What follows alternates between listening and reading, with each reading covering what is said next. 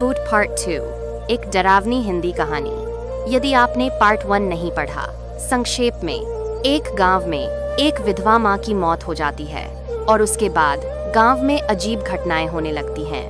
उसका बेटा अर्जुन, जो शहर में पढ़ता है, माँ की मौत की खबर पर गांव लौटता है, लेकिन माँ की आत्मा उससे मिलने आती है।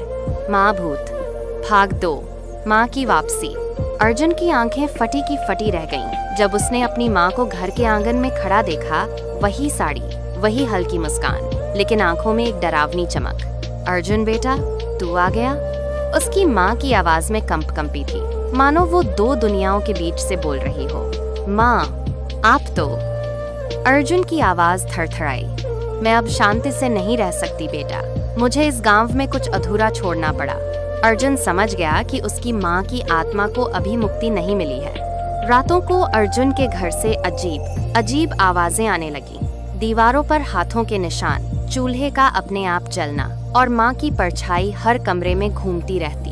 एक रात अर्जुन ने हिम्मत करके माँ की आत्मा से बात की। माँ, आपको क्या चाहिए? क्यों लौटी हैं आप? माँ की आत्मा बोली, मेरी मौत प्राकृतिक नहीं थी, मुझे जहर दिया गया था। अर्जुन का दिल दहल गया। किसने? तेरे चाचा ने।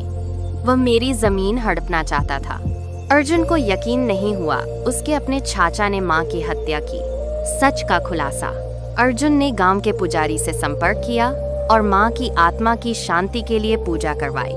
लेकिन आत्मा ने तब तक चैन नहीं लिया जब तक अर्जुन ने चाचा के खिलाफ सबूत नहीं इकट्ठा किए। गांव की एक बूढ़ी औरत, जो माँ की अच्छी सहेली थी, ने बताया कि उसने चाचा को माँ की चाय में कुछ मिलाते देखा था।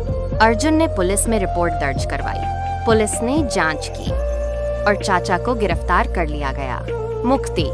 अर्जुन ने घर लौटकर माँ की तस्वीर के सामने दिया जलाया। अचानक हवा में एक हल्की सी खुशबू फैली, वही चंदन और कपूर की जो उसकी माँ इस्तेमाल करती थी। अब मैं जा रही हूँ बेटा। हवा में उसकी माँ की अंतिम आवाज गूंजी। आंगन में रखा तुलसी का पौधा अचानक हरा हो गया। अंत।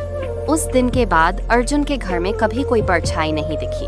माँ की आत्मा को शांत मिल गई। यहाँ एक पूरी डरावनी कहानी दी गई है जिसका शीर्षक है चुड़ैल की वापसी, एक काल्पनिक लेकिन दिल दहला देने वाली हॉरर स्टोरी। भूत चुड़ैल की वापसी पूरी कहानी हिंदी हॉरर स्टोरी। स्थान उत्तर भारत का एक छोटा पहाड़ी गांव कोटगढ़। फायर भूमिका। कोटगढ़ गांव प्रकृति की गोद में बसा था, लेकिन एक बात जो हर कोई जानता था वह थी पुराने कुएं के पास मत जाना।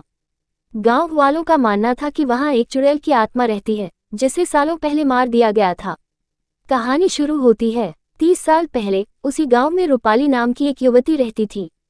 वह सुंदर थी, लेकिन गांव वाले उसे अलग नजर से देखते थे क्योंकि वह जड़ी बूटियों, तंत्र मंत्र और अजीब रस्मों में दिलचस्पी रखती थी।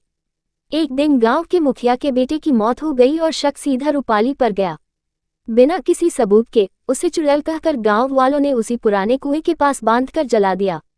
मरते वक्त उसकी आंखों में खून उतर आया था और उसने शाप दिया, जो भी इस कुएं के पास आएगा वो मेरे गुस्से का शिकार बनेगा। फेयरफुल फेस कहानी का वर्तमान। 3 दशकों बाद कुछ शहर के युवा गांव घूमने आए।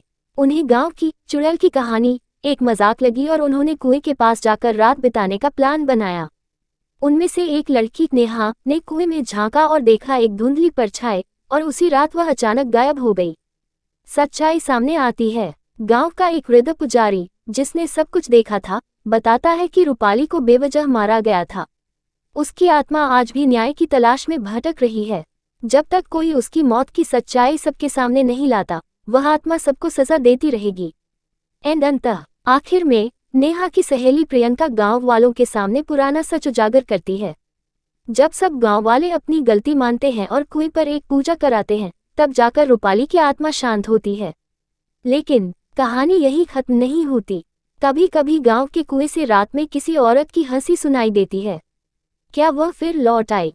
फिल्म का कैमरा। अगर आप वीडियो फॉर्म में ऐसी कहानी देखना चाहते हैं, YouTube पर